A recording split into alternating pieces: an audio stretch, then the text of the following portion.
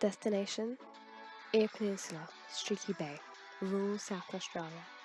Follow me on my journey as I dwell into this rural experience, to lose myself, only to once again find myself. My name is Kushwinder and I am a Bachelor of Oral Health student, and this is my journey to a rural placement. My expectations, not so great. Thought it would be a desert, sand, dry, wild animals everywhere. My experiences and achievements beyond what words can describe. Communities, trust, beaches, open skies, sunrises, moonrises, adventures, and excitement. Journey a long way from home, butterflies in the stomach, heart full of fear and excitement. Sunday evening, just getting ready to head off to Melbourne Airport. It looks pretty bad out here, so hopefully by the time we get to Adelaide and Streaky Bay, it looks a bit more promising. The journey began from my family home towards Melbourne Airport, and from there on a plane to Adelaide Airport. It was a rainy day and my heart was pounding. I had no idea where I was heading off to and what we were about to embark on. As the droplets of rain fell that day, my heart sunk deeper, imagining what the next 2 weeks would hold for me.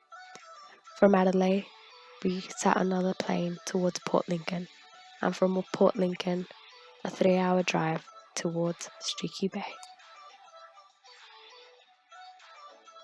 We began our rural experience with a cultural awareness session.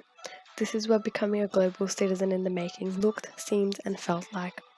Understanding the communities that surround us, providing an insight into the challenges faced by individuals living in these areas, such as access to services, cost, travel barriers, and how important it becomes for a new person to first build trust.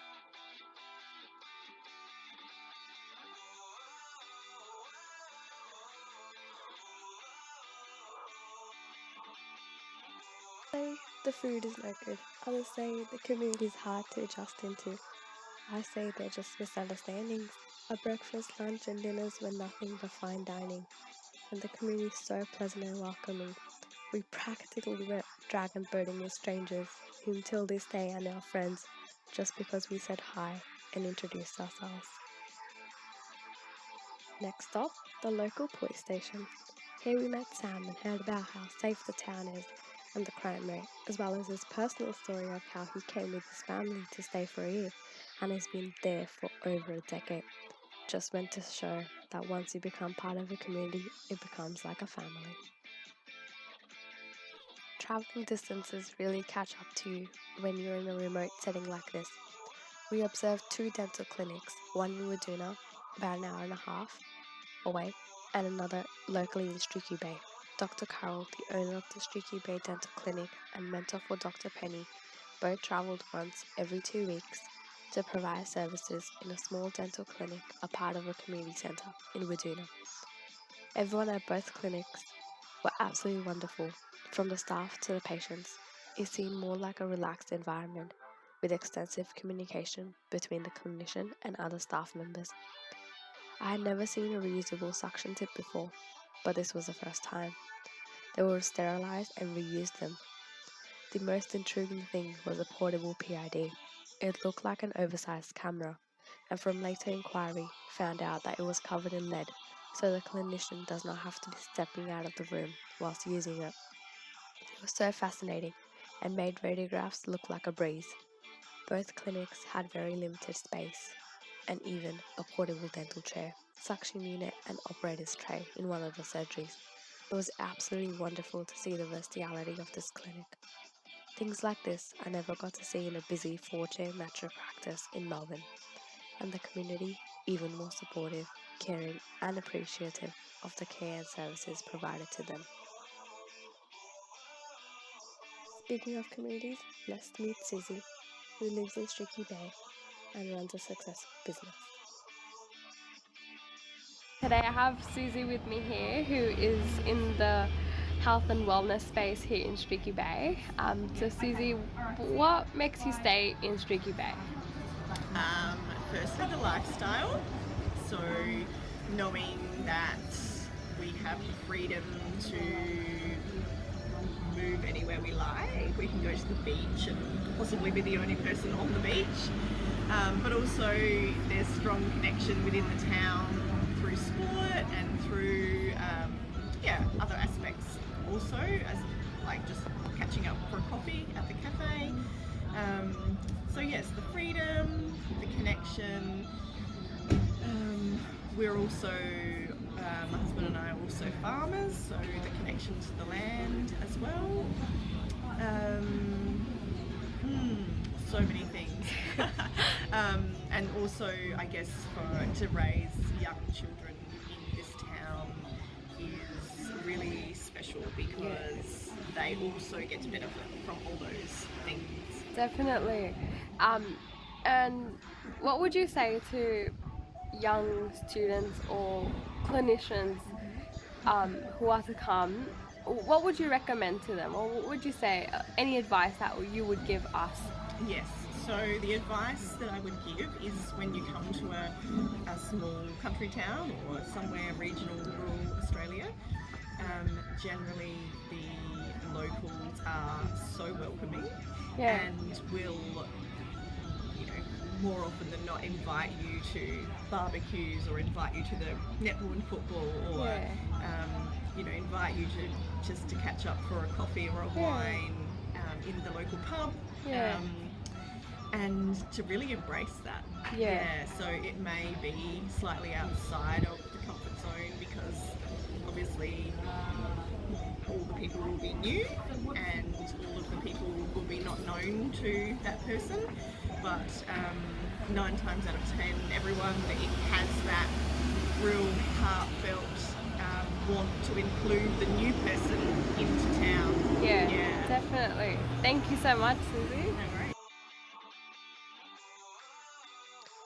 Dr. Cindy and Lynn had taken us on a journey through several professional networking, career planning, and coaching sessions to take a moment and think about what our goals, ambitions, and desires are on a personal and career level.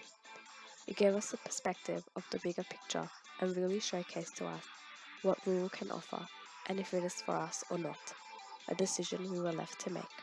Thus, a part of my testimonial to Dr. Cindy and Lynn. As a result of this experience, I'm confidently able to say that I have realized the potential to excel in a rural pathway being a part of a rural community and will definitely be looking to come back after the formal completion of my education.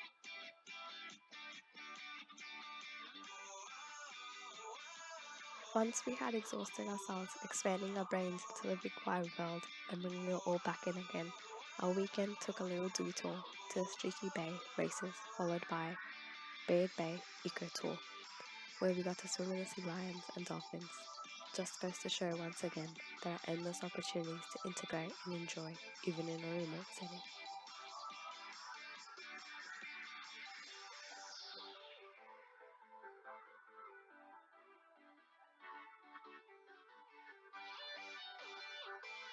Our trip began and ended in the same setting. At the very start of the 2 weeks, we had visited the Streaky Bay Area School on a mission to collect data from the class of Year 5 on what they know and the gaps in their knowledge about oral hygiene. We were given the task to collate this data and present a week later to the class to answer their oral hygiene related queries through an interactive presentation, videos, and goodie bags. Some of the main topics and themes that arose were: I don't have floss, I don't know how to use floss, fluoride is an acid, I don't drink tap water because it tastes like chlorine. And then through observation at the Streaky Bay Dental Clinic, we also noticed that the children that came through said they had brushed their teeth that morning, however, had moderate levels of plaque coating. This really helped us target on the area we should include on delivery day. The children were very enthusiastic, engaged, and welcoming. We had decided to focus on the importance of fluoride and what it is, tap water and its benefits, reduction in sugary foods, how to brush and floss. Thus, we named our little presentation Healthy Smiles, Healthy Lives. It was a wonderful experience to be involved in this initiative. I learned as much as the children did in terms of life skills.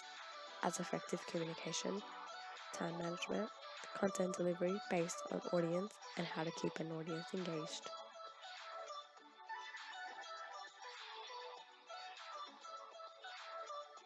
What really dwelled into me in this rural experience was how much the oral profession is needed, even in the littlest part of South Australia. It does not necessarily have to be a modern 5-chair practice, but even an initiative like oral health promotion within a school can make the biggest difference. After all, prevention before treatment. As a global citizen, I now understand and reflect upon this journey on the great need for students, professionals, and government bodies alike to give these communities our best foot forward in terms of oral health promotion, prevention, and treatment.